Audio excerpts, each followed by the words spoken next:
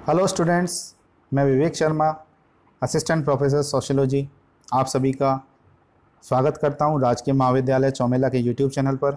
आज हम बीए प्रथम वर्ष से सामाजिक संरचना का अध्ययन करेंगे।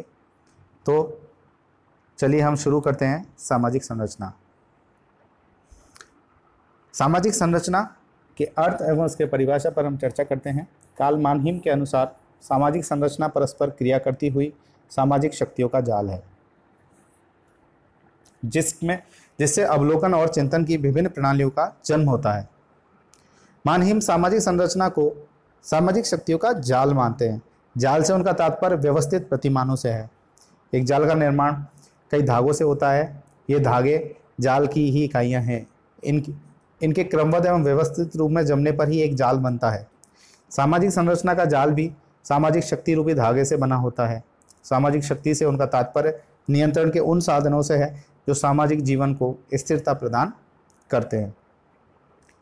पार्सन्स के अनुसार सामाजिक संरचना परस्पर संबंधित संस्थाओं, एजेंसियों और सामाजिक प्रतिमानों तथा साथ ही समूह के प्रत्येक सदस्य द्वारा ग्रहण किए गए पदों तथा कार्यों की विशिष्ट क्रमबद्धता को कहते हैं। अब हमने पार्सन्स की जो परिभाषा पढ़ी है, इसमें हमें तीन बातें स्पष्ट होती है। सामाजिक संरचना का निर्माण सामाजिक संस्थाएं, एजेंसियां, प्रतिमानों एवं व्यक्ति द्वारा ग्रहण किए गए पदों एवं भूमिका रूपी इकाइयों से होता है।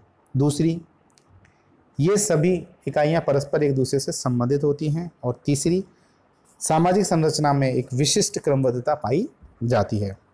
इन विशेषताओं से यह भी स्पष्ट है कि सामाजिक संरचना एक अमूर्त धारणा है, क्योंकि समाज की संरचना का निर्माण सामाजिक संबंधों, संस्थाओं, प्रतिमानों, पदों एवं भूमिका से होता है। और ये सभी कैसी होती हैं? अमूर्त होती हैं। अब हम चर्चा करेंगे गिन्सबर्ग की परिभाषा की। सामाजिक संरचना का अध्ययन सामाजिक संगठन के प्रमुख स्वरूपों अर्थात समूहों, समितियों तथा संस्थाओं के प्रकार एवं इन सब के संकुल जिनसे कि समाज का निर्माण होता है से संबंधित हैं। गिन्सबर्ग अपनी परिभाषा में सामाजिक संरचना एवं सामाजिक संगठन में कोई भेद नहीं करते हैं। उसका मत है कि सामाजिक संरचना का निर्माण समूहों, समितियों एवं संस्थाओं से मिलकर होता है। अब हम समाजशास्त्री नेडेल के विचारों को जानेंगे। नेडेल सामाजिक संरचना की अवधारणा को स्पष्ट करते हुए कहते हैं कि यह तुलनात्मक रूप से यद्यपि स्थिर होती है, लेकिन इसका जो निर्माण करने वाले अंग हैं स्वयं परिवर्तनशील होते हैं। रेडक्लिफ राउंड, सामाजिक संरचना के अंग या भाग मनुष्य ही हैं और स्वयं संरचना द्वारा परिभाषित और नियमित संबंधों में लगे हुए व्यक्तियों की एक क्रमबद्धता है। वे कहते हैं कि वास्तविक जीवन में हम देखते हैं कि मनुष्य परस्पर सामाजिक संबंधों द्वारा बंधे हुए हैं। वास्तविक रूप से पाए जाने वाले इन संबंधों द्वारा ही सामाजिक संरचना का निर्माण होता है। मनुष्यों के पारस्परिक संबंध स्वतंत्र नहीं होते, वरन संस्थाओं एवं नियमों द्वारा परिभाषित, नियमित तथा नियंत्रित होते हैं। अब तक हमने जो परिभाषाएं पढ़ी, उससे हम कह सकते हैं कि सामाजिक संरचना समाज की विभिन्न इकाइयों, समूहों, संस्थाओं, समितियों तथा सामाजिक संबंधों से निर्मित एक प्रतिमानित एवं क्रमबद्ध ढांचा होता है। अब हम सामाजिक संरचना की विशेषताओं पर चर्चा करते हैं। सामाजिक संरचना समाज के बाह्य स्वरूप का बोध कराती है। सामाजिक संरचना का निर्माण विभिन्न इकाइयों से होता है। ये इकाइयां जब एक क्रमबद्ध व्यवस्था में जुड़ जाती हैं तो एक ढांचे का निर्माण करती हैं। इससे हम इकाइयों के कार्यों को सम्मिलित नहीं करते। जिस प्रकार से शरीर के विभिन्न अंग जैसे कि हाथ, पांव, नाक, कान, आँख, सिर, पेट आदि एक व्यवस्थित क्रम से जुड़े होते हैं, तो शरीर रूपी ढांचे का निर्माण होता है जिसके बाह्य स्वरूप को देखा जा सकता है।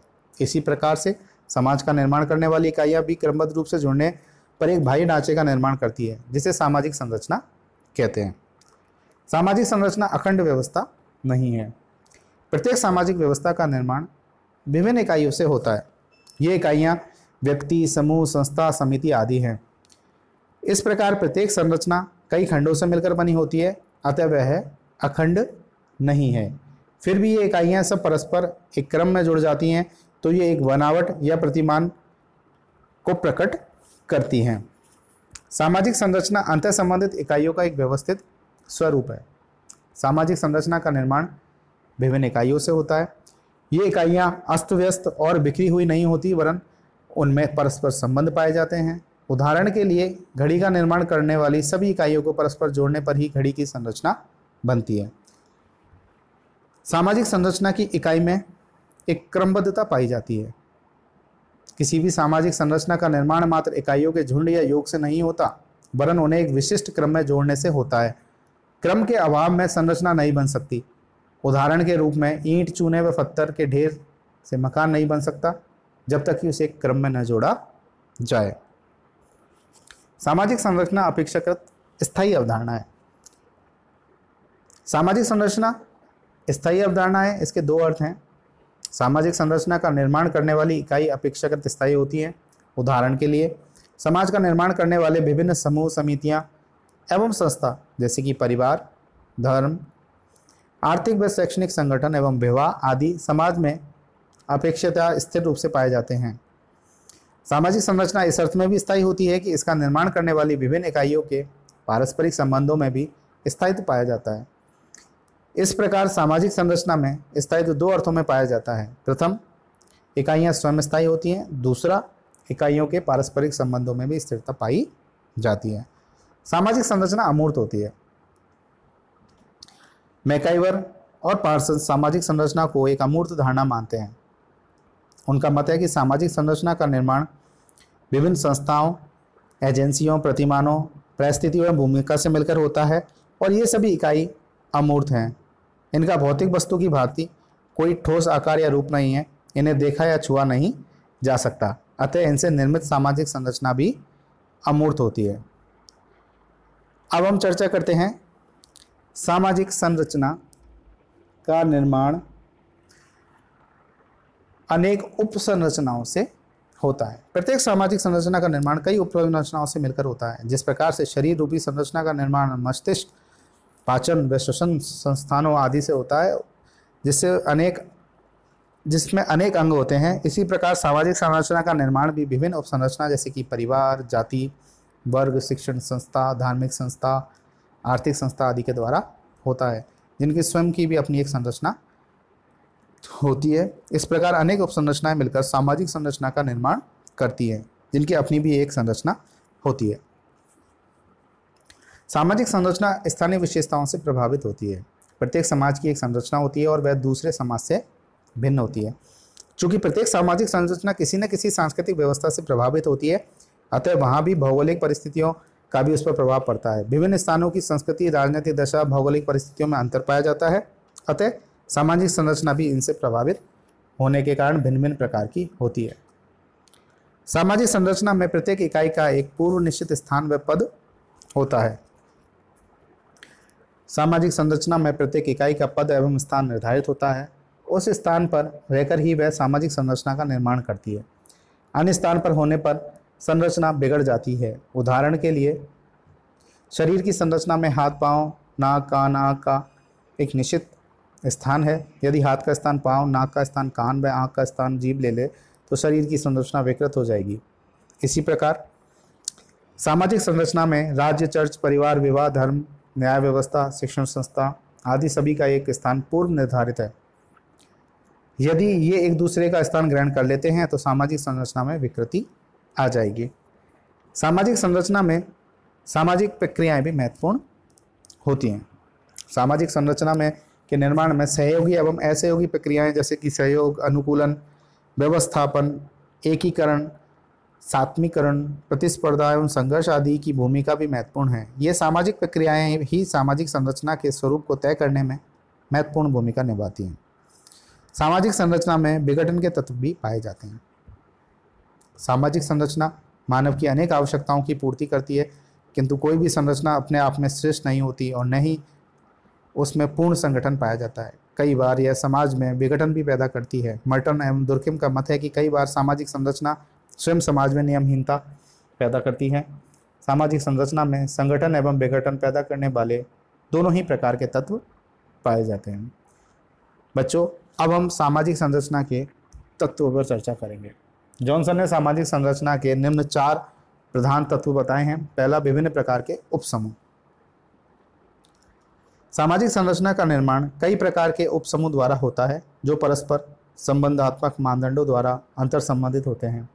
समाज में विभिन्न प्रकार की भूमिका धारण करने वाले इन उपसमूहों में संगठन देखने को मिलता है। ये भूमिकाधारी ही सामाजिक प्रणाली में भाग लेते हैं। दूसरा तत्व है विभिन्न प्रकार की भूमिकाएं। इन सभी प्रकार के उपसमूहों में विभिन्न प्रकार की भूमिकाएं होती हैं जो सापेक्ष दृष्टि से स्थायी होती हैं। कई भूमिकाएं तो उसे धारण करने वाले व्यक्ति की अवधि के बाद भी बनी रहती हैं। अन्य शब्दों में भूमिकाएं भूमिकाधारियों से अधिक स्थायी होती हैं। नियामक मानदंड उपसमूहों तथा भूमिकाओं को परिभाषित, नियंत्रित एवं निर्देशित करने के लिए नियामक मानदंड होते हैं। ये मानदंड ही भूमिकाओं के पारस्परिक संबंधों एवं अन्य प्रणालियों से संबंधों को भी निर्धारित करते हैं। इन्हीं के कारण सामाजिक अंतःक्रिया में स्थायित्व, नियमितता एवं पुनरावृत्ति पाई जाती है। सांस्कृतिक मूल्य सामाजिक संरचना में संबंधात्मक एवं नियामक मानदंडों के अतिरिक्त सांस्कृतिक मूल्य भी पाए जाते हैं, जिनके आधार पर वस्तुओं की तुलना की जाती है। उन्हें एक दूसरे की तुलना में स्वीकृत या अस्वीकृत, वांछनीय या अवांछनीय, प्रशंसनीय या निंदनीय, उचित या अनुचित ठहराया जाता है। मूल्यों के आधार पर ही भावनाओं, विचारों, लक्ष्यों, साधनों, संबंधों, समूहों, पदार्थों एवं गुणों का मूल्यांकन किया जाता है। जीवन के विभिन्न पक्षों एवं क्षेत्रों के अनुसार मूल्य भी अलग अलग होते हैं। तो विद्यार्थियों, आज हमने सामाजिक संरचना का अध्ययन किया। मैं उम्मीद करता हूँ कि आपको सामाजिक संरचना अच्छे से समझ में आई होगी। मेरा वीडियो अंत तक देखने के लिए आप सभी का धन्यवाद।